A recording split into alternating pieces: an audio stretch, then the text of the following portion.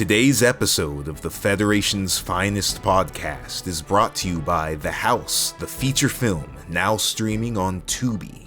After a freak accident and a night out drinking leaves two of their friends dead, the lives of 6 teens are changed forever with the discovery of a mysterious revive serum that can bring one of their dead back to life, but only one. Now torn into multiple groups and fighting amongst each other, these teens must decide who they are, what they believe in, and what truly is the value of a life. Stream The House, directed by Miles Ross, now on Tubi for free, or head to thehousefeature.com or at thehousefeature on Instagram to learn more. That is thehousefeature.com or at thehousefeature on Instagram to learn more.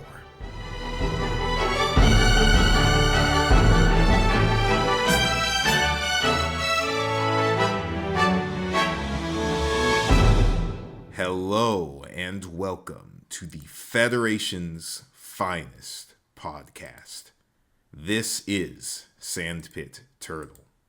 I'm your host, Miles. I'm a filmmaker from Seattle, but I'm also a big mech fan. I grew up on Gurren Lagann. I'm currently watching through Gao Geiger and Had Labor with my brother, but I'm a die-hard Gundam fan at heart. With this show, I'm here to lead 3 Gundam newbies, not so much now, but maybe a little bit, through the series and see if we can figure out what this giant robot thing is all about. We'll be covering this series in my own special order, emulating, but not quite following, the experience of discovering the show on Toonami or the internet in the early 2000s. On today's episode, we'll be covering not episodes of Gundam, but a movie compilation, Mobile Suit Gundam, Movies 1, 2, and 3, Mobile Suit Gundam the movie, Mobile Suit Gundam 2, Soldiers of Sorrow, and Mobile Suit Gundam 3, Encounters in Space. If you want to watch along with us, you should go watch those. Gentlemen, all but one of you did not watch these, which is fine. That's as I intended it. But who do I got here today? There was a silence at the Waystone Inn. It was a silence of 3 parts. I am one of those parts. It is Tom, also a filmmaker from Alaska.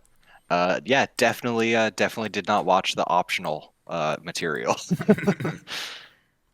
It's fine. Yeah, and join that boat of did not watch that side material. It'd be your local retired space cowboy Leo. Kind of wondering what we're doing today. And then there's me, the insane person who decided to watch all 6 hours of those crazy movies. It was an interesting experience, but I guess we'll get to discuss the differences because it's kind of crazy. Yeah. Not really, but we'll see. Hey, well, thank you, gentlemen, so much for being here. Just off the top of the show, hey, again, apologies for the mic quality. Still on side 6, still a little bit on leave. We're working to get back to Earth sphere proper. No, you're not.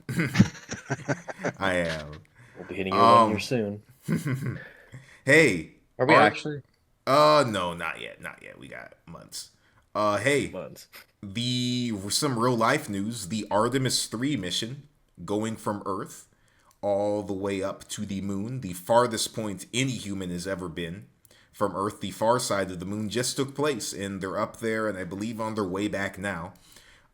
Something really cool is that they got some pictures of the far side of the moon, which is where Granada base is from Gundam. They are near where side 3 is, where Zeon is, which is really, really cool to me.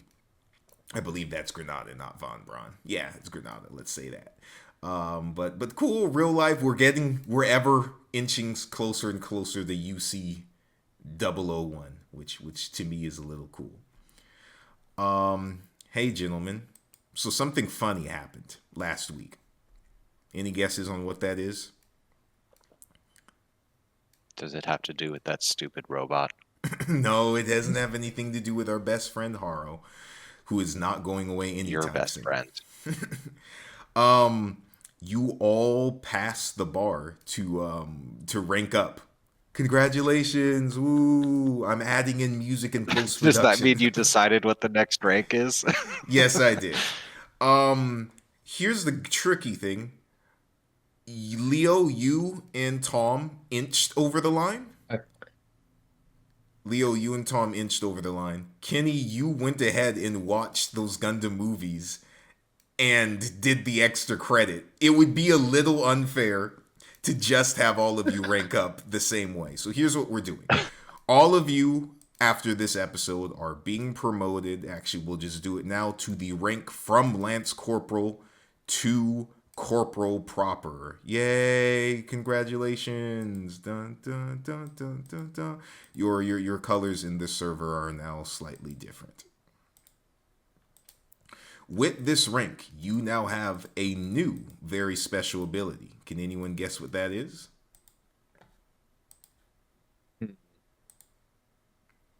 No, you do not get a Universal Century Standard Space Blaster. You have a new ability called New Type Flash. Once per episode,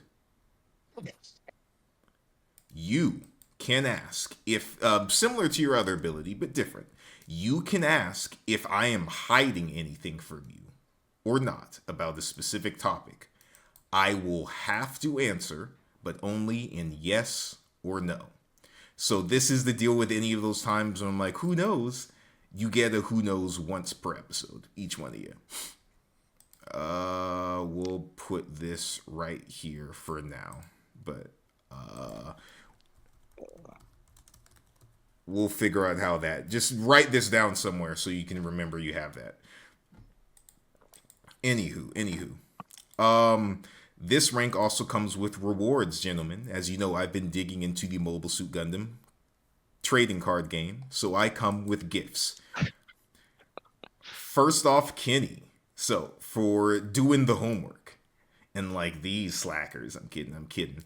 I present to you 2 rare Mobile Suit Gundam cards. You will be getting, if you turn your eyes to General, the Gundam X and the Gundam X Divider. These are both rare cards from the Mobile Suit Gundam trading card game. All right. Talk for a second because I'm organizing things. I'm a little bit out of order. Interesting card art. Okay. There's a lot going on. I have no idea what these cards do, but there's a lot going on. I don't know what's Gundam designation and what's power. You're right. Well, this Gundam X is level 7 cost, so I'm assuming we get like mana or like energy of some kind. Yeah. It's the LR1 up in the corner and the R1 that I don't know what that's about, but and when linked is interesting. Yes, sir. Now, Leo, surprisingly enough, Tom actually was not leading in the points this time by my old crazy system here. So you will be receiving 2 uncommons and 1 common here. Holy shit. Any guesses on what those will be? An uncommon and a common. Let's see, Gundam X. I mean, kind of. I don't got a clue, man. I'm gonna be honest. Throw out something. Let's see. Gundam Y? I don't. So you Something like a ball or like RX-79 or 8. will Right. be receiving Laughter Franklin, Okay. All right. Sisterly Care, those are both. Hey yo, Yeah. traded me. Gundam Bro. Barbatos Third Form. Okay. Lesser ranked cards, but you get one more. I do want to point out, Tom, this is going to mean nothing to you, Horny. but go ahead and read the description in your head for Laughter Franklin and realize how screwed up that is and how demented that is. And All right. if you guys watch the show, you understand why her getting damage and making somebody else gain power is hilarious. Yeah. Tom. Yeah. Watch Iron Blooded Orphans if you haven't. parts. Any guesses on what you're getting? A pile of Zaku's. A pile of The Zaku's? dirt he was looking for. I actually don't think I have a Zaku 2 card, at least out of my deck. Dude, do you have an excavator? A dump truck. Oh, A CDL, maybe. Okay. Maybe something a little close to home. Maybe something a little more of what you're familiar with. You will be receiving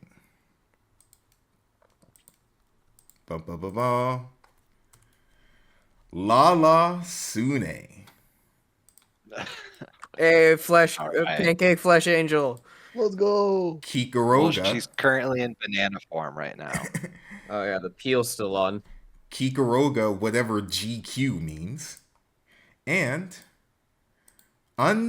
He would give you a stupid looking robot. undying persistence with somebody on there. Who knows? What do you think of those? Somebody who's definitely not Mirai and Bright's daughter. I will let you know right now that is not Mirai and Bright's daughter. She's got the eyes, but no Oh, relation. come on. Maybe we'll meet her sooner than later. But please DM me your addresses or post them publicly here. I don't know. You can dox each other if you want. We'll get to that soon. All right. Well, hey. Let's keep this thing moving. Thank you on your rank up. Congratulations for your rank up to corporal. I'll let you know right now, these ranks are working off of MMO rules, so it's cumulative XP, so you got a long way to go before the next one. These are going to be stretched apart since you're already corporal. All right, gentlemen. So, last time we left off with some trivia and some information about the production of Mobile Suit Gundam and its behind the scenes. And I left off that there is a movie trilogy that started in 1980, 1981 that was a compilation / reanimated version of Gundam released in the theaters by old Tomino. So, twist for the people at home. We already talked about it. Shocker, I did not have all three of these guys go and rewatch the entire movies again. Kenny did it because he's an insane man, but I love you, Kenny. I own the Blu-rays for all three of these and watched them years ago and have logged the minor changes so we can talk about them here. Some major changes too. To me personally, these movies are quite slow despite covering the same ground as the original show. They don't flow the way they will, and they're really for like a second time viewing or if you want a summary of the series. There's also the big elephant in the room that for reasons they are not canon. But we'll be getting to that in a second. So without further ado, let's hop into movie number 1, Soldier of Sorrow, with its changes.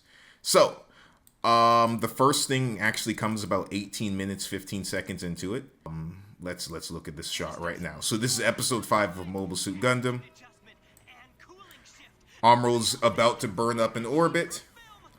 And then the white, he brings out a burn-proof film.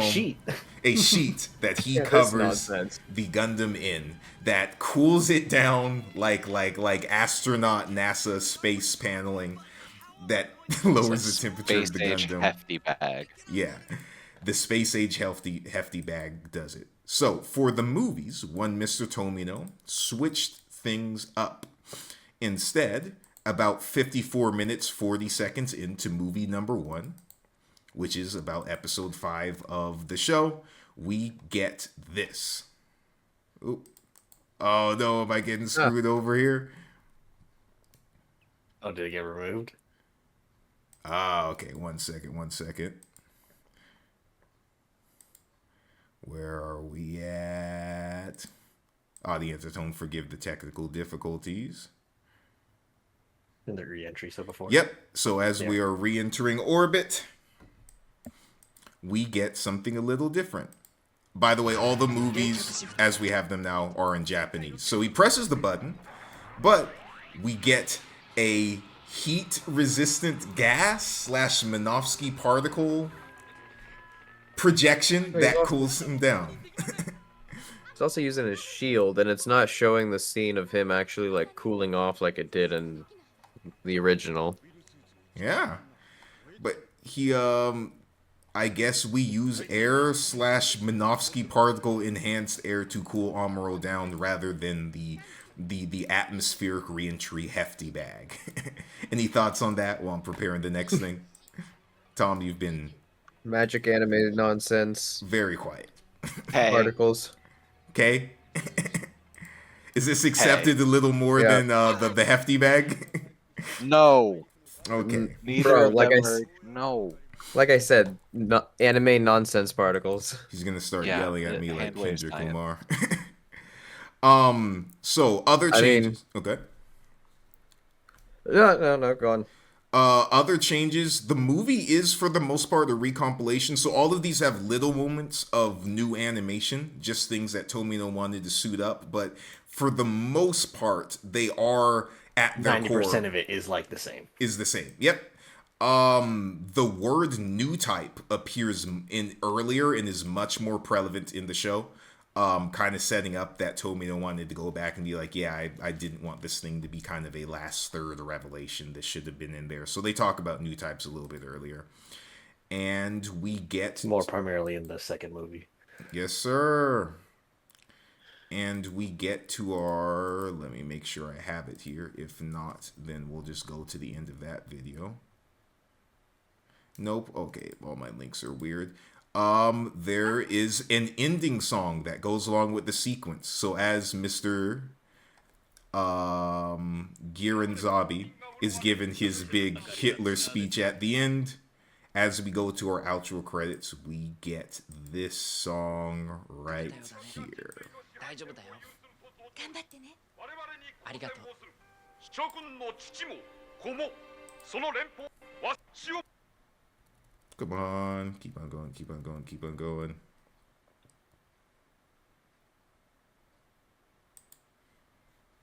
Come on. So how's the weather, guys? Pretty warm.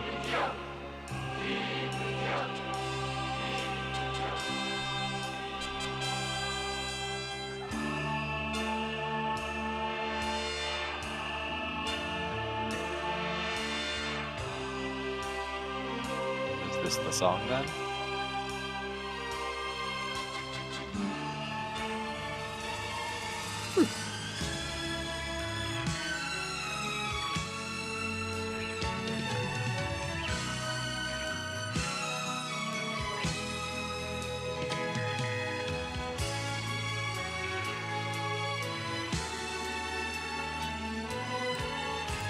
Sounds like lounge music. It does.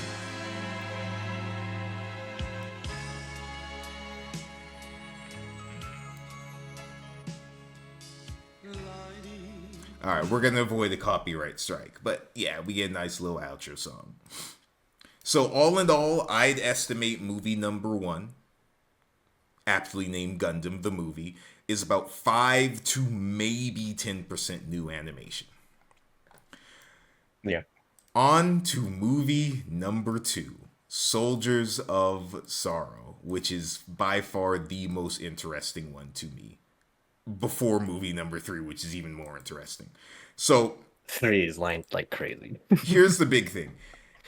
Characters, it kind of goes crazy. Characters are piloting suits that they did not pilot in the show. So you'll have Kai, Hayato, Sayla all piloting each other's core boosters or gun cannons or gun takes, and they kind of just take the cockpit shots from the show and have it just transferred over a new machine or just reanimate new cockpit ones. The funniest thing in the entire world, though, however, is the removal of a certain something. So, how many of you guys remember our old friend, the G armor? If you don't remember it, here's a little clip to bring it back to you. It's the little fighter version, right? It's the heavily Or armored, the Gundam, the big fighter version, the The two tank cockpit one. the tank one. Oh, the stupid tank version. The stupid tank version. Oh. That's Sailor pilots for the most part. Still can't figure how that feller got through our jet stream attack. I thought she piloted a G fighter. She piloted both, but after a certain think point, she was yeah. the pilot of the G armor for large portions of the show. So,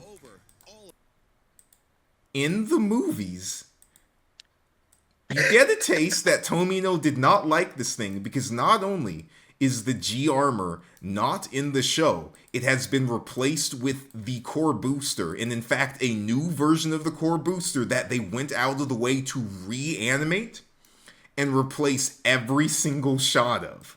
I am not kidding. Incredible. Let's go back. Any sort of transformation sequence, including the Gundam and the G armor or whatever it's called, is completely removed and is only having the core booster included, which is fucking funny. Here we go. Yep, so this is the new machine. It's just a better version of the core booster. In the show, this is the G armor. This is completely new animation. Incredible. Wow. All new scenes. All new just with scenes. this, just because of this. Every possible shot where the G armor could have been in this entire film, it is removed. This movie is presented in 3:4 to preserve Zack Snyder's creative vision. God damn it. And we get cool stuff like that new animated shot of Amuro blowing up one of our black. Oh, TriStar. that's also a point for that one. I mean, that's some serious shade. If you remember, Yeah, this fight. Go on. Oh, go on. In this fight, instead, I don't know if we're gonna go over it every detail, but in this fight, instead of many plot differences, that Black Tri-Stars, all of them die in this fight. Yep. So when they move on to fighting Hamon, they fight. It's immediately into fighting Hamon instead of fighting two of the leftovers. They cut the fat. Yeah, and actually that's what's next. So the most interesting thing is Matilda and Ryu's death and Crowley's death, Hamon Crowley. We gotta start calling her Crowley for reasons that'll make sense eventually. Are switched around. So in the show, Ryu dies Rambo dies via suicide in episode 20, right here. That's with the grenade, which we saw before. My internet's a little slow, so we're gonna ignore that. And then Crowley dies one episode later during episode 21, taking Ryu with her in his kamikaze attack on her machine. And we get the shots of everybody crying and all that. Yeah, that is episode 20 and 21 back to back. Crowley dies, then Ryu dies. Trying to make sure. I can't find the exact moment. Yep. She goes to do it. And then Ryu goes in and passes away. Boom. Boom. Warrior that he is. And then, episodes later, we get 3 episodes. Miss Matilda dies during episode 24 when one of the Black Tri-Stars smushes her inside the cockpit, leading to Amuro's big sad moment here. The movies switches it up. So Rambo Raw dies 55 minutes into movie number 2. Okay? We do the whole Rambo Raw arc. But then we go back and do the Matilda in the Woods battle arc for a little while. We do all of that, Amuro crushing on Matilda. And then she dies at 1 hour, 4 minutes, 30 seconds. And then immediately afterwards, Crowley comes back for revenge, and Ryu dies by kamikaze attack at 1 hour, 10 minutes, 28 seconds. So they basically put Crowley's death in the middle. Ryu's just not present for the whole Matilda arc and then comes back to die. Here's the crazy part. They go as far as to recut or reanimate segments of the animation of Ryu being alive during scenes when he shouldn't be there. So here, Fuck. while they're having Why? the fight with Matilda in the forest, they have this scene of Ryu trying to get up out of bed. This is, I believe, Why? either completely new or not. And I think the answer is Tomino, as an editor, director, whatever, just wanted to split up. No, that's not an. I remember that scene. Yeah. So this is not happening during that fight. This is happening during the woods at the end. That scene is from the fight during the day with Matilda. They just recut it Why here. though? He wanted it here. It's this. These all three of these movies are Tomino's director's cut of the series, pretty much. All right. Yeah. No clue. I guess he just felt like he wanted it, but forgive me, I'm having a little bit of slow internet times.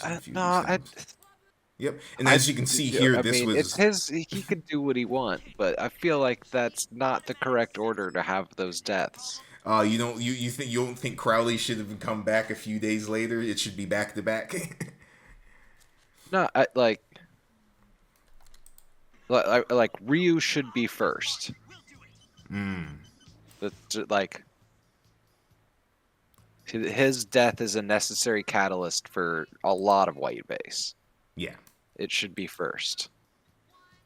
Matilda is more personal to Amuro and I guess Kai. But Yep. We also, if you notice, they've completely removed the G armor again. It is replaced with this new core booster version. Great.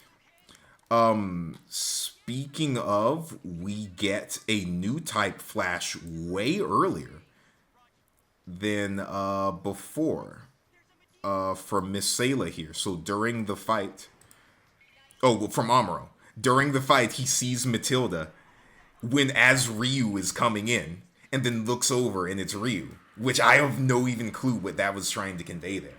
Matilda's like, babe, your friend's about to die. Yep. And a little new shot there of Sailor running in. All right. Sorry. Sorry, Leo, this is gonna get a little film school here, but we got to go and just break down. No, go for it, guys. Hey.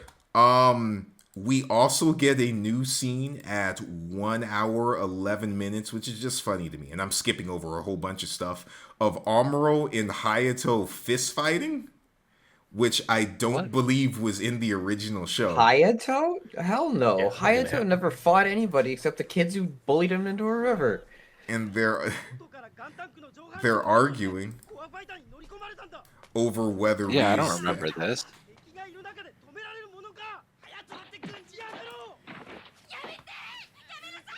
Yeah, we definitely would have had a whole conversation about Hayato just 100%. fucking Amuro to the ground. I like We this would have change. talked about that. We would have. I like this change. Job John just in the background. Like, You're dang. right. So do you prefer this, or do you prefer them all weeping at the Jesus end? Christ, Oh, go ahead. Mirai just being Mirai just blinded by a nuke. Mirai just getting evaporated. Getting Oh, fucking yeah. nuked on the other tab. And the other Jesus, man. tab, sorry. Whatever the fuck that nightmare was. I know what I'm gonna see at 3 a.m. Yeah. But yeah, I think this gives Hayato a little bit more character and agency earlier in the show, rather than him just having that random burst of character of I love you, Frau, that he gets later.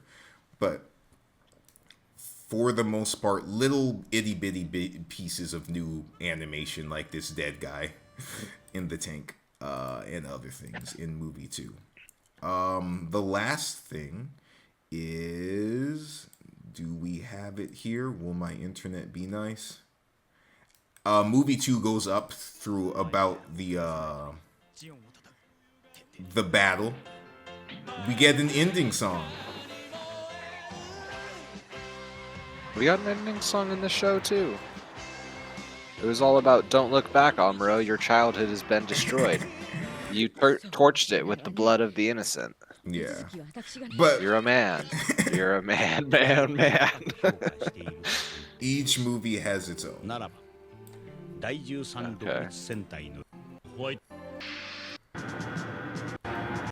So movie number 2 ends with that whole middle portion of the show and them going up into space and seeing the birds and everything. Oh, Lala birds, foreshadowing.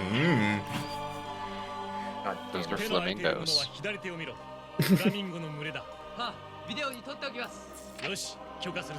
There's no way that was a flamingo that Lala was looking at.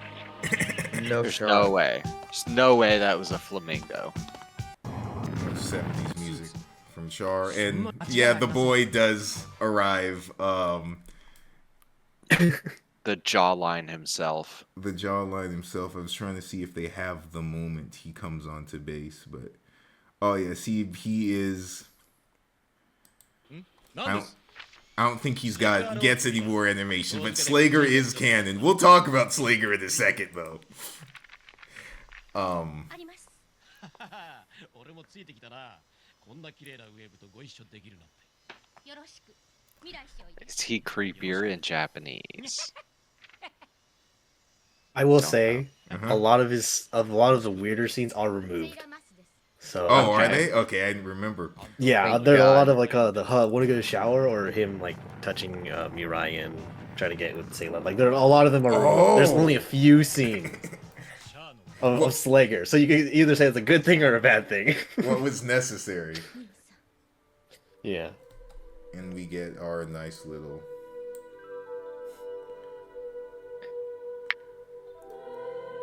As we leave Earth and head towards the direction of the moon inside 3. Calm, two. tranquil, yes. Movie number 2. Now we go on to movie 3. I'll say movie 2 is about 15, maybe 20% new animation. You see that says 2 minutes and 20 seconds, right? Sorry, 2 hours and 20 minutes, right? Incredible. So, we're not going to go over it. The famous bathtub scene is reanimated for the Gooners. It is there. It is present. Movie 3 features a bunch of redone battle animation, which is the big thing. Just all over this thing, there's redone animation. Since the year prior when they did the show, they didn't have time to do things. So you'll see like battleships getting hit and metal more realistically bend, or little moments like that with a Gundam that's Three's more definitely detailed. the more detailed and more animated. Like scenes are way more thorough, Yeah. especially like the final scenes with Amuro and Char fighting physically. Hey, so back to our boy Slager. In the show, Slager death, as you know, he dies by the claws of our boy Dozel in the Big Zam. He flies up towards it in the G armor.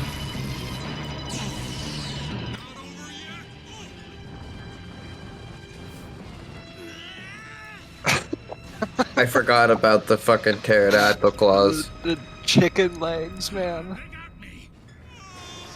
Two different ways of explaining. And he just He kind of gets jutted into space, and that's the end of World Slager, as the famous Slager frame.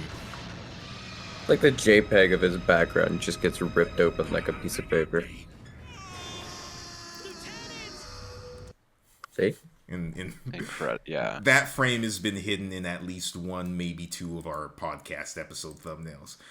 In the movie, though, if we go to, what is that, 1 minute, 8 seconds, 1 minute, geez, I need to get better, 1 minute, 1 hour, An hour. 8 minutes, and 27 seconds, we get something a little different. He is in the core booster, because the G armor has been completely removed down to the shot.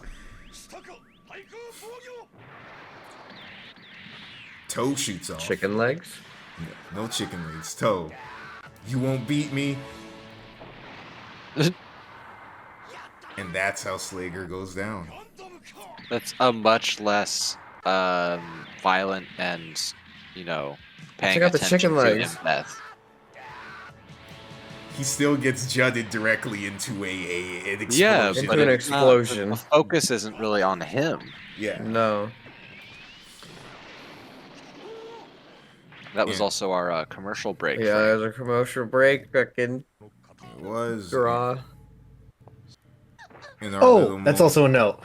Yeah? Mukuve is just alive. The fight never happens. What? He's just alive. For Okay. the whole movie. So I was going to talk about that. So here's the Oh, crazy sorry. thing about Makube, and you can look up Schrodinger's Makube. Let me skip ahead in my notes to it, since you ruined it.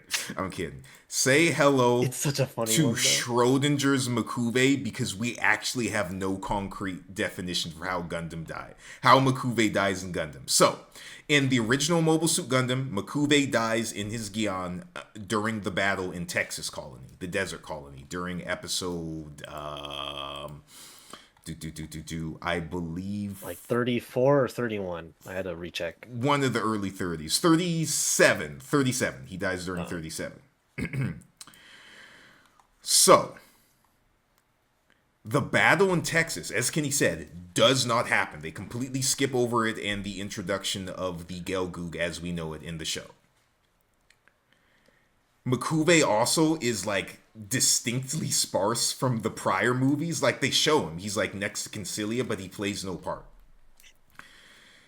In the manga, Mobile Suit Gundam, Char's deleted affair, we get the answer for how Makube died in the Gundam movie universe. And the way how Makube died is as Char is doing his like final last run and he goes and blasts Cassilia, Makube's like, yo, I'm dipping, guys. Who wants to dip with me? Full on, right? And he gets out in space and I believe gets into a mobile suit, but Char catches up with him, and then Char blasts and kills Makube, and Makube gets evaporated in his Gian out in space by Char. Just like he did Cassilia. Nice. You can see that there. Good for Char. Yep. It gets even weirder because Gundam The Origin, the show we watched, was actually an animated adaptation of a manga called Gundam The Origin, which is just the show again. There's a bunch of different adaptations of this. In the Origin manga, he dies during the Battle of Odessa. So we have 3 separate potentially canonical endings for Makube. And the thing that makes it weird is that second one, that manga, has canonical roots to things that happen in Zeta Gundam. So maybe that's the root. That's true. He dies at some point during this war. That's all you got to worry about. But Makube is dead. Whether Char did him in or Amuro did him in, who cares? The last thing... Okay, sorry, we gotta go back up because I zoomed past things. So there's a litany of other battle scenes during movie number 3. Kenny sent it to me, and I wish I had it. If you can, post it in general, Kenny. Doctor, Oh, I did. Let me see. yeah, Flanagan. Dr. Flanagan has some melanin now. Dr. Flanagan is now a darker-skinned individual, if you can post that. He is I'll post in general. no longer a lighter-skinned man. So that's the old version, and then the newer version is this one. Yeah. Huh. Yeah, and this actually is how Dr. Crazy. Did I say Minovsky? What's his name? This is Flanagan. And Flanagan. you said that was a Dr. Flanagan? Flanagan. Yep, this is Flanagan of the Flanagan Institute. Flanagan? Yeah, All right. Dr. Flanagan. That's not an alias. Hey, it's so far into the future. My last name's Ross. I'm not friggin' Scottish. He could just have that. But yeah, Dr. Flanagan is darker skinned, and that is how Dr. Flanagan will be drawn for the majority of Gundam, which he barely appears in. I do not know why Tomino retconned him to be darker, but I guess he liked that design. So, hey, we know the man's not racist. There's lots of new music. There's lots of new battle scenes. One Chalia Bull is gone completely. The entire Chalia stuff is out of the show. We will never, ever see Chalia Bull again anywhere in Gundam, unfortunately. Oh, so unfortunate. Anywho. You will be so wait, who? The guy with blue hair who showed up for one episode and was like a weaker... He was a stronger new type than Char, but a weaker new type than Lala. Oh, that guy. And then he gets... They talk him up and then he gets murked in one episode. All right. Yeah, the temp psycher, the psycher intern. The temp psycher, yeah. Yeah. The guy from Jupiter. Anyways. That's where he was stationed. Hey, let's go back to the screen. The Sayla death sequence has been completely reworked. So, can all of y'all see this? All full screen Yep. for this. あれか違うかそうか下か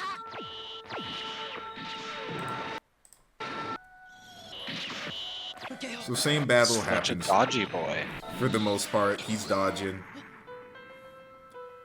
The bird is back. That's not a flamingo. It's not a flamingo, man. She blows up his rifle. The goose comes back. Swan. Swan. Signaling that Lala's goose is well and truly cooked. Cooked. God damn it. And we're getting little bits and pieces of new animation here. あなたを倒さねばシャアが死ぬ。 This is all new.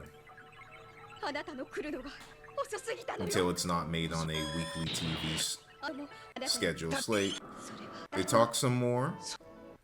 私はあなたしかし More talking. 私に 僕に More talking. And then we get something interesting. いけないわ。出会えば分かり合えるのに。なぜこういう風にしか会えないのかしら。あなたは私にとって遅すぎて。僕にとってあなたは突然すぎたんだ。人同士ってこんな They もの sure do are getting closer to each other. Minds. Yeah, in the warp. They're There's the water again. astral projections, might be. This is leaning way more heavily into the like they're living a romantic life together in their mind angle. You know, Char's like, no, get away from him. That's my girl. leave my non-white girlfriend alone. I love her. So battle happens. Amuro and Char are fighting. Amuro gets the jump on Char, gets that arm cut off. Char goes to defend Lala in a moment Char should have died in. アルテシアか Gets distracted by his sister. And the core booster. Lala jumps in the way.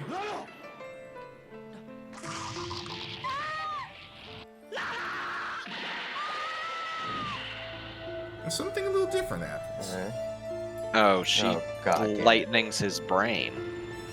Like directional lightning. This is a different kaleidoscope too.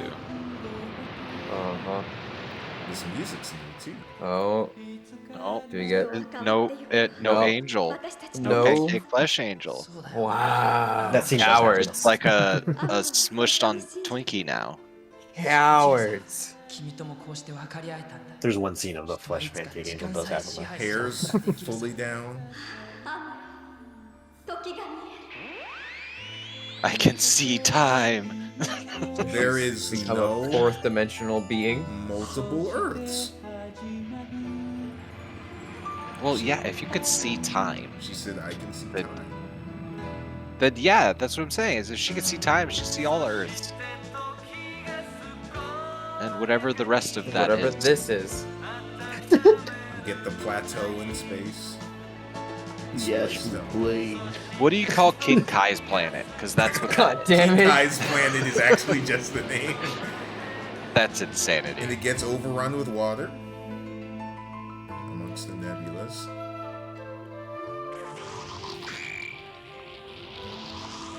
And we don't see the little people running on the horizon. And there's no space sperm stars impregnating the sun. Like, fuck for that.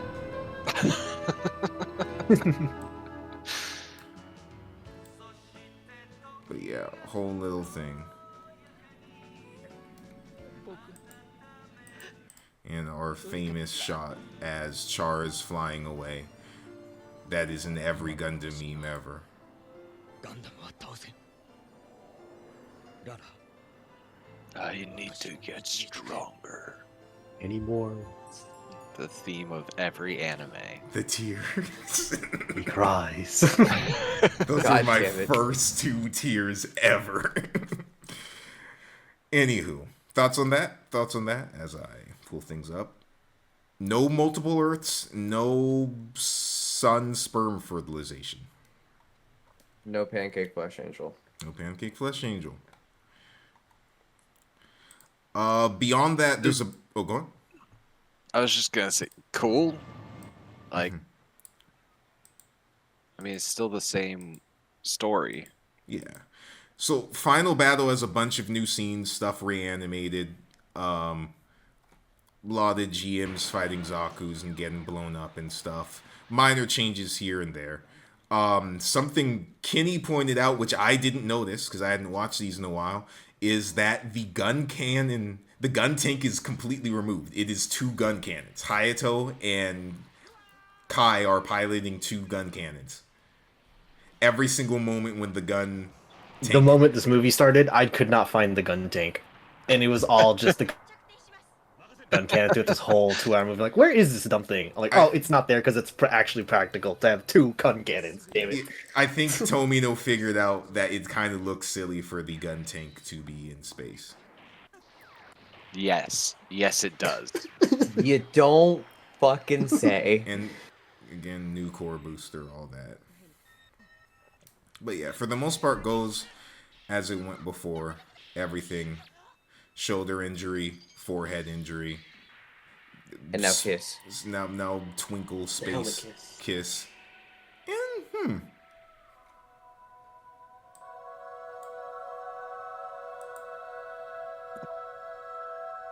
Where's my goddamn pancakes? It appeared. I just don't remember when it was. That's the problem. 人はニュータイプを殺し合いの道具にしか使えん。ララは死にゆく運命だったのだ。貴様だってニュータイプだろうに。 New type of nutty. And yes, that guy's arm getting blown off there in the explosion is new. That's just the dude. Love it. Yeah. But yeah, that's the movie for the most part. The big thing is, besides the new animation right there, our ending with the very famous song. こんなに嬉しいことはない。分かってくれるよね。ララにはいつでも会いに行けるから。 Sorry. ホワイト I ベースが actually like this 沈む moment。for the start a little better. White base, we get to see the sad moment of white base itself getting destroyed. It's like, well, there it goes.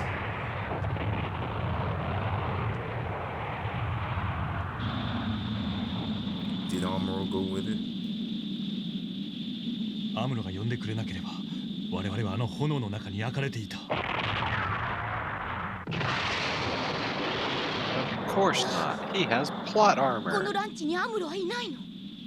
ブライト。いない。 But right. セーラや未来の方が聞こえるんじゃない。 Oh yeah, you're watching Japanese. ジオン Everyone の saying 忘れがたりの right. セーラの方が我々よりよほどニュータイプに近いはずだ。 Kai's face is like, you were a child of Zeon. いないんだ。アムロに They do the full thing. 便利になれる。ロサニンとも。 Oh wow, that's high pitched for her in Japanese. Christ, I'm so glad I watched this in English. I don't want to kick that little shit out a window.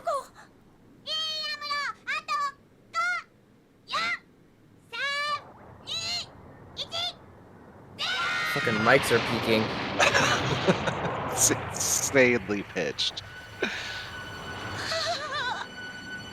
He's not in the cockpit.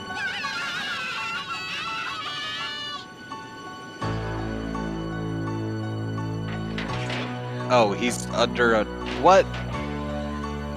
Okay. みんなは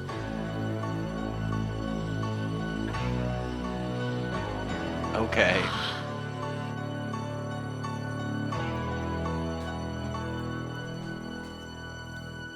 So what about that is different? The music. Not gonna lie, I thought he was pointing a bazooka at him for a second there. It's just the flashlight.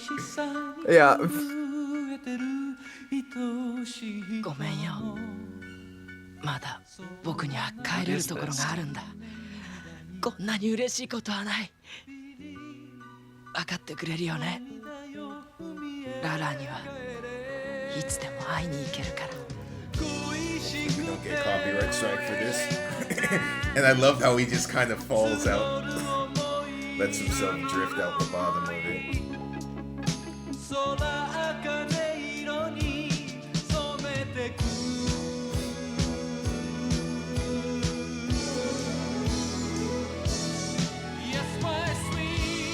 I just want to note that from 1982 to 1985, this was the last piece of Gundam medium ever. The show was a flop. They just did these movies as a way to recoup some funds. So this is how Gundam ended for a lot of people.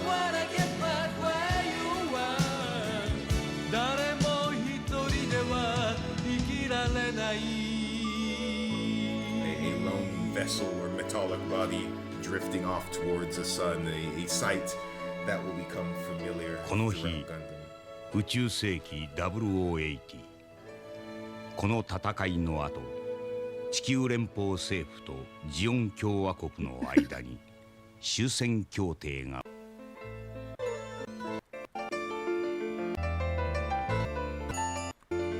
Hey. Hey. What? This is Shion ship that's escaping. Wait a minute. Wait. Wait a minute. Char and someone? And so he lives. Hey, that's somebody else. As long as I live, the spirit of Zeon lives with me. Yep. And that's your nice little zinger.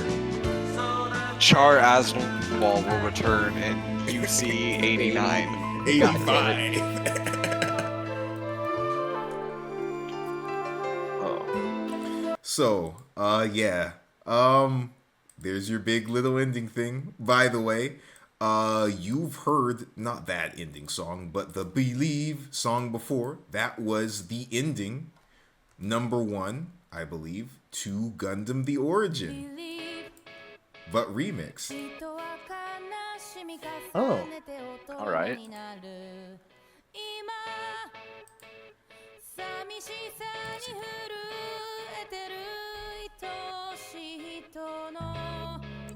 But yeah, you actually did see this before.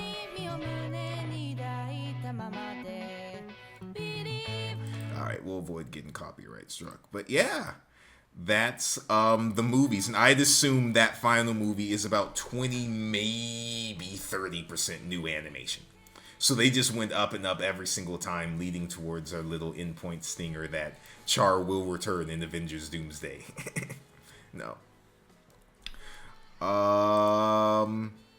Final little thoughts on the movies and all those changes, my boys? Good for Tomino? Good Yeah. for Tomino. I mean, I can only assume that we're pointing out these differences and seeing them because, we're doing this back to back. But I mean, for, in the time, nobody would have bat an eye at this, obviously. Oh, yeah. Well, I mean, there's certain things like the La sequences was very striking to me. Obviously, Char's little stinger at the end is very striking to me. Hayato friggin' fist fighting Amuro is nutty. Yeah, that's an interesting choice. Yeah. For me, it was like the inclusion of a lot of new type dialogue. They're like, hey, the white base, they might be the new type ship. Oh man, Amuro might be the new type. Like new types are established almost like in the second movie immediately. Like, Yeah. I think Bright and the others are immediately discussing if Amuro is a new type. Like almost immediately thinking about it. And it's like a main plot point. I'll go to the scene right here. Here's Rebel. Early on, this is Gundam Movie 2, 7 minutes, 46 seconds in. Yeah, this is a new scene. That was like, hey, new types are a thing. あと後方撹乱として2000弾を北方より南下させます。で、万全ということですな。何が気に入らんのだ、エルラン中将。はあ、ホワイトベース一隻で右翼の後方撹乱。本当に将軍は彼らをニュータイプの可能性があるとお考えなのですか。実戦報告は見たんだろう、君も。そら確かにガンダムのパイロットの能力は信じるに足るものがあります。しかし1週間や10日のデータをもとにホワイトベースをニュータイプ部隊と即断するのはあまりにも危険ではありますまいか。そうだが正面の戦力をこれ以上は避ける。 So our big retcon there is that yes, they think the white base may be an entire ship full of new types, and that's why they kept having them go up against Char, because they wanted to see what happens, and they kept winning. That is actually from I can't believe I missed this, from a fan base lore perspective, the big important thing a lot of people like to point out about these movies. That they assumed, oh, well, something about white base is just all new types. Don't tell them we think that, though. So, yeah. And that rebel knew this. And there's a dead guy on the side of a mountain. All right. Wait. That is wrapping up here as our queen lady, Lieutenant Matilda, is here. That's it for the Gundam movie trilogy. This was really Tomino's swan song. He didn't know if he was going to really direct again or be in that position. Functionally enough, we at some point got Aura Battler Dunbine just a few years ago, which is one of those shows this is Tomino's other show that was made in between Gundam and Zeta Gundam when he didn't think he was get to do another Gundam series. Do you know what this show is one of the first examples of? Nah, man. This is an isekai. It is a mecha isekai. No. About Christ. A character getting sucked into a fantasy world with his motorbike and meeting a fairy girl, and he gets a suit of armor and unbelievable. Gets a mech in the place. I've actually never watched Dunbine, but it is like a 1970s like John Carter style fantasy sci-fi space. Dude, this is fiction a story. vibe. It is a vibe. This is Belljammer. We should be watching this instead. Also, he has a unicorn. But yeah. Okay, this is a vibe. This is so 80s, man. I'll this is absolutely an acid trip movie poster on your wall that's kind of fuzzy, and when you turn a black light on it, it's a different image. Yeah. I'm just 1 second. Well, I'm getting a few things ready. I'll let y'all finish watching that. Let's close this tab. That's incredible. Seriously, such a vibe. That's so wild. And and he has a little fairy friend. He's full Metaphor Refantasio, and Dunbine came out 1983, so 2 years before Zeta. There is also, I think we talked about it, Combat Mecha Zabungle, if you can't tell, was trying to roll with the Gundam, Mobile Suit Gundam, Aura Battler Dunbine, Combat Mecha. Zabungaroo, Zabungaroo.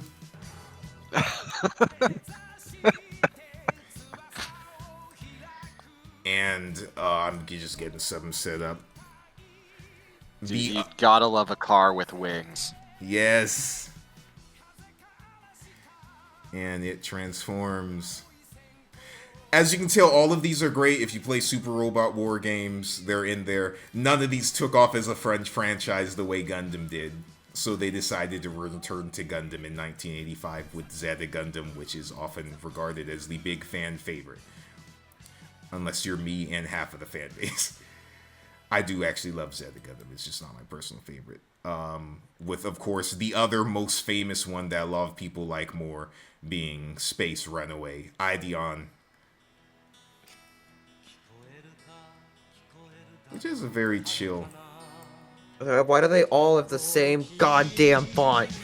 Okay, is the font what's throwing you off, or is it that Tomino is only like, I want to make a story about a young, hot-headed boy and his robot in space? And he did it 3 times. With the same color scheme. By the way, this one... It's both, but the fact that all the texts in the last, 3 that you've shown have all been in the fucking shape of a damn trapezoid. Oh, that's the protagonist, by the way. Who does he look like? It's Gingero. They're all the same. That was Sayla right next to him. So that's not the interesting thing. The protagonist. Why is the... Oh my god. What is the proportion of the mech to the rest of that ship? Jesus Christ. Oh, don't ask questions you don't Is there want the another answer to. mask antagonist? The protagonist of Dunbind, you couldn't see it with his helmet on. Yep, he has an afro. He is Amuro with an afro. His name is... No fucking way. It's literally Afro. the same face. Afro. Cosmo Yuki. A-F-A-R-O. Cosmo Yuki is his name. Fuck you, it's Afro. Yeah, but he Why looks... does that name sound familiar? Cosmo Yuki? Like Cosmo and Wanda? Yeah. I don't know. But yeah, he tried doing a few things. This one is actually often assumed to be the precursor of Evangelion, given how it ends, and they had to do a movie that did it. It also, I have to bring it up since we talked about Ideon and things Tomio directed. Wait, is this where this scene is from? What? What? Time. One more time. Vaporized. What? Yep.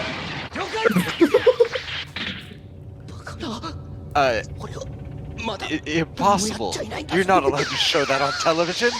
Hey guys, how do you think Tomino felt after his big break in animation got canceled and he had to shorten it by 10 episodes and then got 7 more to redo it?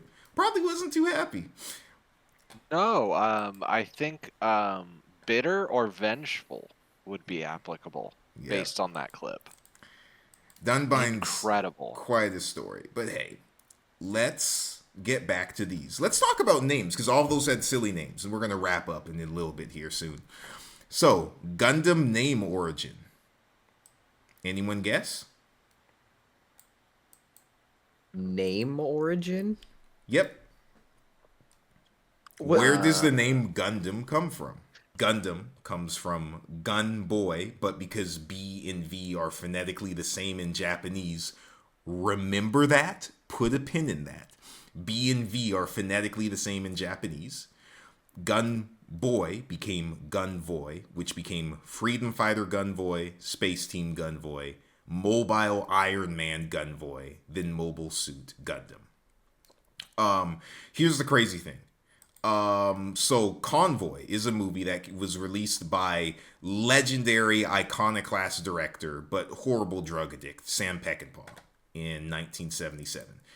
I'm not going to go into it, but that dude was tossing back everything, rest so he could have lived a longer life if he wasn't doing drugs like that. But he made Convoy, and Convoy is a movie about a group of truckers united around one guy on a mission going against the man, which in a way kind of is what Bright and his guys are doing. There's guys, they're girls, they're in this convoy of trucks going across the country. It's a trucker rebellion, right? I've seen Convoy. I love it. Tomino, sees Convoy and takes the name, and we get Gundam, right? At the same time, a company called Takara Tommy is licensing a series of transformable toys to sell from Japan to sell over in the United States.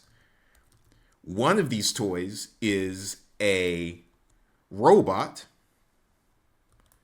and they need a name for it. And that robot's name, because Convoy inexplicably got popular in Japan, became known as Convoy, which is the name that Optimus Prime still has in Japanese. There's your nice little tangential Gundam to Transformers connection by a hairline there. I could go into more detail, but it's not by a hairline, dude.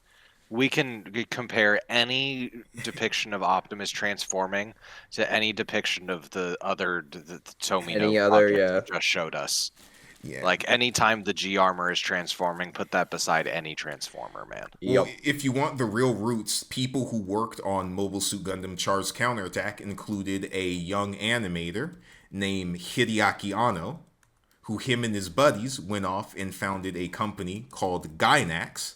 Gainax would try to make a few different hits, but ended up having a big hit called Neon Genesis Evangelion in 1995. I won't go into it right now, but if you notice, a lot of Gundam protagonists are kind of sad, emotional boys.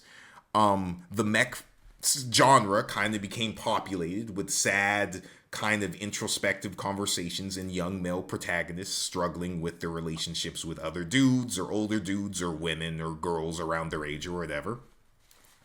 Evangelion would grow up and have obviously be one of the most successful franchises of its own time alongside Gundam. The people at Gainax into the next decade never really had a big hit as big as Evangelion, but a few years later, they decided to make a series that was a callback to, in kind of a retreading and redoing of the mech franchise tropes, and that series name was Gurren Lagann.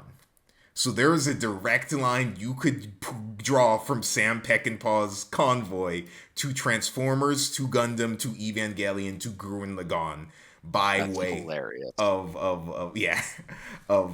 domino effect. Jesus Christ. Yep. I mean, yeah. Okay, so what you're telling me is go back in time and kill Sam Peckinpah before he makes Convoy. Dude, Sam Peckinpah was shooting up heroin between takes. Sam Peckinpah was doing that. So what you're telling me is is what you're telling me is the man's unkillable. He's protected by death until his appointed time. I do not want to spread rumors. I want to let you know that this dude would be like, that's a great take, and then do 3 lines of coke and be like, what's next? And while he's smoking a blunt on set, and they'd be like, Sam, I know it's the 70s. You got to chill out, bro. Jesus. Poor dude. Generational talent. Genius, but dang. All right. But yeah, that's our tangential Gundam connection. Hey, to wrap this up, let's talk voices. So, the Japanese voice for Amuro Ray is one Toru Furuya. And before I go into this, did you guys recognize anyone as we were going through the show besides maybe me mentioning anything off the course of it? Nope. All right. Well, the voice of Gundam is one Toru Furuya. In Japanese. Does he sound familiar to anyone? Nope. All right, cool. I'll stop sharing my screen for a second. You may recognize him as the voice of Amuro in almost every single Gundam video game. Sabadi from One Piece. Tuxedo Mask. Tuxedo Mask and Yamcha from Dragon Ball Z in the Litany Brothers. Fucking who from One Piece? Try that again, Chief. Yeah, Sabadi. Sabo, yep. Sabadi. Where the hell are you getting Sabadi from? Sabaody was a fucking arc. That was Sabaody Archipelago. But no, Sabo is the dude. Forgive me. The predecessor of the Flame Fruit. Get it fucking right. The One Piece fans are gonna lynch me. Sabo, Yamcha, Tuxedo Mask, and I can't. It's a hate crime. Hey guys. Also, I have to bring it up. Furuya did some very bad things he admitted to in the last year. He has already been recast as Sabo. He is most likely not playing Amuro or Yamcha in the future. It really, really sucks, but some really heinous stuff, and he's out of the voice actor industry. But he was the voice of Amuro for the longest of time. Anyways. Amuro's English voice actor for me, Tom and Leo is a man named Brad Swale, I believe. Most of these Gundam voice actors are Canadian guys. Just because there was a lot of Canadian dub work at the time, union stuff. And does that name sound familiar? Did Amuro's voice sound familiar to anyone? Not particularly. Sound like light. You are right, because Brad Swale is the voice of not only Amuro, but Light Yagami from Death Note. And Nightcrawler. Nightcrawler from X-Men Evolutions. Gohan in the Dragon Ball Ocean dub. And Rock from Black Lagoon. Guy's got he was one of the early 2000s anime voice dudes. He still gets work. Bright, and I'm going to butcher these names, forgive me. I know everyone says that. Was Hirotaka Suzuki. Did he sound familiar to anyone in Japanese? Nah, dude. He- real bad. I only voices. I only watch the sub. reckon yeah. Well, you may recognize him as Tien from Dragon Ball Z and Giovanni from Pokemon. In No. Japanese. Yep. All right. If you ever want to look up some Pokemon Japanese, you can do it. Damn. I believe he was also, was he Toki in? No, he wasn't Toki in Fist of the North. Sorry, I take that back. Keeping it moving.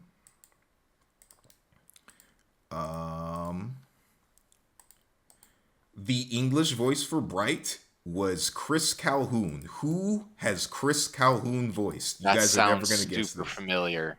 It probably shouldn't, Tom, because according to his roles, he is exclusively voiced Bright in almost every piece of Gundam material. Maybe it's just a familiar white guy name. Yep.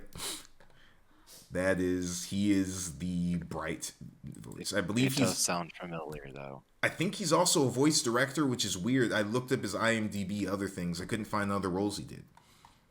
Anyways, we talked about it before. Our boy Ryu was played by Shozo Izuka, who was the voice of Nappa in Dragon Ball Z. However, he was also the voice of Android 13 in Dragon Ball Z, Benkei in Getter Robo, Jumba from the Japanese dub of Lilo and Stitch, and nearly every single big-bodied man character ever. I'm going to post the link there for you, Shozo Izuka. You can look through that list. The dude did every single I'm a big, strong man, testosterone dude. And rest in peace, he died this last year. Dude was legendary. The English voice for Ryu was a guy named Ward Perry, who, not too much, but he did voice half, not too much, you guys would know. He had a great voice acting career, let me correct that. He did voice half the cast of Gundam Wing. Jesus fucking Christ. So when additional voices is doing a lot of work. Just sat in a fucking studio room talking to himself. If you got a link there and you just scroll down to the bottom, you can see that literally almost everyone from Gundam Wing was this one guy. He voiced a few Transformers and things too. It is actually quite silly. It's like that one dude in Big Mouth, how he just voices all the fucking characters. Yes. What else do we have? And by the way, you guys are free if you ever want to watch Wing. Interesting things about Wing. Interesting things. Let's talk about our boy Char. We're not going to go through everybody, I promise. Shizuchi Ikeda. Does the name Shizuchi Ikeda sound familiar to anyone? Nope. You may recognize him as Kite from Hunter x Hunter. The male one, the adult one. Yeah. And which one's Kite? The long-haired white-haired scythe user who got his head cut off by Karabi. Yeah. Yep. And he is also the voice of Shanks from One Piece. What the hell? Char and Shanks share a voice. Yep. Red. I can see it. Yeah, Red Boys United. The English voice for Char is Michael Kopsa. And Michael Kopsa did a few things. You may know him as Beast in X-Men Evolutions and a few other roles. None that you guys would know right here today. Here's the interesting thing. So remember earlier when I showed you those Gundam movies in Japanese and I said they're all subbed? Yeah. That is a lie. Are they different? There is an English dub of those 3 Gundam movies, but it is lost to time. It came out, I believe, on DVD around 2005, but unless you want to spend hundreds of dollars tracking down that, not a modern Blu-ray, DVD, or streaming release that you can buy has the Gundam English dub, and Sunrise, even on their Gundam English and international channels, only releases the sub version. even when they have dubbed versions of other Gundam movies on there, which means that dub is probably never coming back. But in the dub of that movie, it's actually redone, and none other than Steve Bloom, Spike Spiegel from Cowboy Bebop, and Orochimaru from Naruto plays Char. Also Tom from Toonami. Great. Yeah. Last but not least, as we're about to wrap up, we've got the ladies. So, Cassilia's Japanese VA was a lady by the name of Mami Koyama. I can't talk. Mami Koyama. All right? You may recognize Mami Koyama as Big Mama from One Piece, Kaguya from Naruto, and Balalaika from Black Lagoon. Also, she voiced Karen in the 8th MS team. That's crazy. Yep. So Cassilia and Karen share a voice actor, and so does Big Mama. Big Mom, yeah. Yep, is Miss Cassilia. She was also Granny, the old lady from Hunter x Hunter. She was a pretty prolific voice actor history. Lala is a character. Sorry, is voiced by Keiko Han, who is the voice of Luna the cat from Sailor Moon and Professor Ivy from Pokemon in Japanese. Meanwhile, her English voice actor, Willow Johnson, you may recognize as older sister Kazumi from Ranma 1/2. So yeah, there's one more voice actor here who I want to talk about. There's one more voice actor here. Let's go to this page. Oh, that's a Bing link. Anyone want to open that up for me real quick? I'll do it.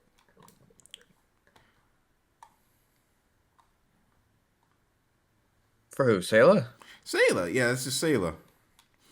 What appearances do you actually let's go in. Hold on. I need a fucking language here. Megumi Han, Japanese. Megumi Han. Actually, no, sorry, not Megumi Han. I gotta make sure I get this right. Damn it. Yo Inoue. Yo Inoue is the voice of Sayla. She's got a few roles. Seen a lot of Sayla. Bakura from Yu-Gi-Oh! Okay. Some voice acting roles. Okay. I want you to look down to the Gundam movies and look at the dates for those Gundam movies. When did Encounters in Space come out? Hold on. Okay. Encounters in Space, 1982. And who did she voice in those movies?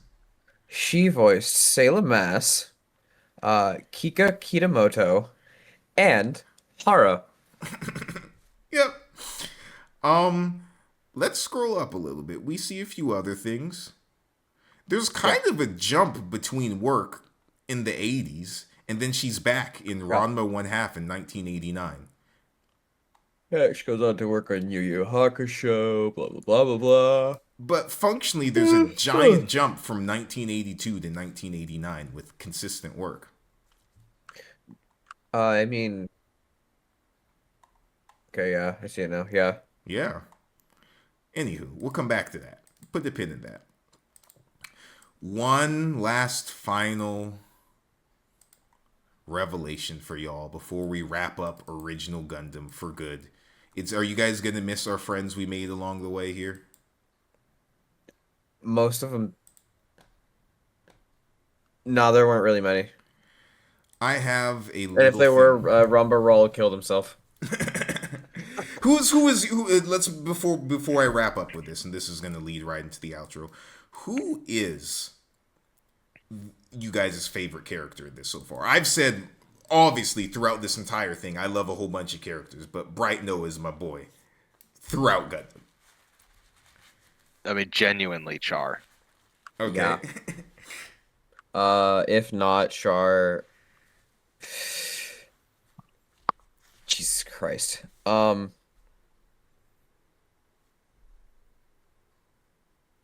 Rumbarol. Ramba? Okay. Are you kidding?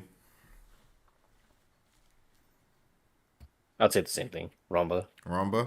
Okay, Ramba left a feeling on y'all. left an impression. Well, let's talk about our boy Char real quick. This is an excerpt from from a magazine from 1983, and this is actually a translator, one of the earliest translators for Gundam. I'm gonna read. This is Fred Schult. One of the biggest problems I had in translating the 3-volume Gundam series of novels was deciding how to spell the names of nearly 100 characters. Gundam is a complex sci-fi saga set in outer space, so author Yoshiyuki Tomino invented most of the names. Since he was writing them in Japanese with a phonetic script called Katana, he did not have to spell any of them in English. That was left to me, the translator. When I began work on the novels, these are the Gundam novels, we aren't going to read these. When I began to work on the novels in early 1986, some American and Japanese fans of the animation series had already invented spellings for some names, but there was no unity to them. The Rebel Nation pronounced Gion in Japanese, for example, was spelled as Zion. You can see why that could cause some problems. Nope. Gion or Zeon with an X in English. Therefore, I went back to the original Japanese and tried to come up with a spelling which one sounded like the original and reflected the author's intent, 2 enhanced rather than detracted the mood of the story, and 3 would be acceptable to American readers unfamiliar with the animation. Thus, I spelled Gion with a J, J-I-O-N, as Zeon, because Z has strong overtones. Think of all the Z's used in English muscle car names. Zion was unacceptable, or Gion, because some readers might think Tomino was making a religious statement when he was not. The antagonist of the story, whose name is pronounced in Japanese as Cha Aznaburu, I rendered as Shah Aznable. I had seen this spelled variously as Char Aznable or even Char Aznavor, but Char didn't sound like the original Japanese. He was wrong about this. And had odd overtones of charcoal and charwoman. Char Aznavor, the theory goes, derives from English chanson singer Charles Aznavour. Gentlemen, I would like to introduce you to a correction I had from a while ago. This is the origin of Char's name, as it is assumed to be. The origin of Char's name is 60s English-French singer Charles Aznavour. Prove it. Why? I don't know. This is what's been accepted in the community for the longest time. Tomino's never come clean about this, but as we'll learn later, Tomino has a fondness of foreign singers. The dude passed away several years ago, but Char... He named something Fried Chicken Squad. This Yeah. man just pulls names out of his hat. But Charles Aznavour to the Japanese Shah Aznaburu is near identical, just for romanization to Nihongoization, I guess. But yeah, there's a few other spoilers in that little thing, so we'll delete that for now. But maybe not. Who knows, Tom? Who knows? Stop challenging me. I'm kidding. All right. Well, I'll come down to Florida and challenge you. All right. It's 11:36. You want to go to Florida? What do you mean? It's 8:36. The fuck? Get back in correct time, you weirdo. We're about to wrap up. You guys are probably wondering what is next. So, like I said, there's an infinite world of material taking place during the 1-year war into Zeri Gundam. I assume you guys do not want to read the multi-part manga Mobile Suit Gundam, the White Dingo Squadron, talking about what was going on in Australia during November and December of this war. No? No. Good, because we're skipping. Australia got blown up. The corner of Australia got blown up. But there's still operations just going. Just the part where people live. Yeah. Okay. So all the kangaroos and spiders lived. Got it. Yeah. They specifically killed all kangaroos and spiders in Gundam. No, I'm kidding. There is a world where we watch every single Gundam multimedia anything that is canonical, down to us watching an all cutscenes Mobile Suit Gundam Operation Code Fairy that exclusively released on the PS4 a few years ago. If you think I am making that up, no, this is Mobile Suit Gundam Operation Cold Fairy, which released for the PS4, and here's its YouTube video of 4 hours and 57 minutes of cutscenes, which, yes, all are canon. No, I have not had the time to watch this. I'll play the dang game when I want to someday. So, I have made a pristine, precise, direct list of things that will fill us in without being confused on our way to Zeta Gundam. Luckily, most of those are shows that are either the 8th MS team size, being like 11 or 10 episodes, or straight up like 6 episodes. So going at our 3 episode pace, we can finish them in 1 or 2 parts. Very soon, you guys will actually have a choice in what we watch, in what order. But we're not going to get there yet, because there's something we forgot.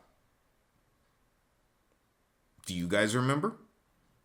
Nope. We have to go very far back in time, because we missed one thing. Oh, is it the Dolan Cruise? As you notice, Kenny was 1 episode off during the show, and that is because of the infamous lost 15th episode of Mobile Suit Gundam. An episode Tomino hates so much that he in fact hated it enough that he has had it requested to be removed from all Mobile Suit Gundam English and international releases for decades. You will not find a It's Gundam... his Star Wars Christmas special? Yes, sir. You will not Fantastic. find it on anything. But it's worse because this is actually an episode of the show and it offsets numbers and makes things like this weird. You may also remember one animator, Yoshikazu Yasuhiko. Let me find a picture of him here. This was our guy who got sick during the production of Gundam, who was kind of Tomino's right-hand man. He did the character designs for Gundam, who had kind of a rough production. He had a rough go of it while they were making this series. Why am I bringing this up now? Because you see, in 2022, in 2022, Sunrise finally did the unimaginable, just a few years ago, and reanimated Mobile Suit Gundam Kukuru's Doan's Island into a complete, fully modernly animated film directed not by Yoshiyuki Tomino, but by Yoshikazu Yasuhiko, the the animation director for Mobile Suit Gundam. Gentlemen, your next assignment, if you choose to accept it, is to watch the movie Mobile Suit Gundam Kukuru's Doan's Island from 2022, and if you want, for extra credit, the original 24-minute episode. This we will talk about next time. Thank you so much for watching. The Federation's Finest, out.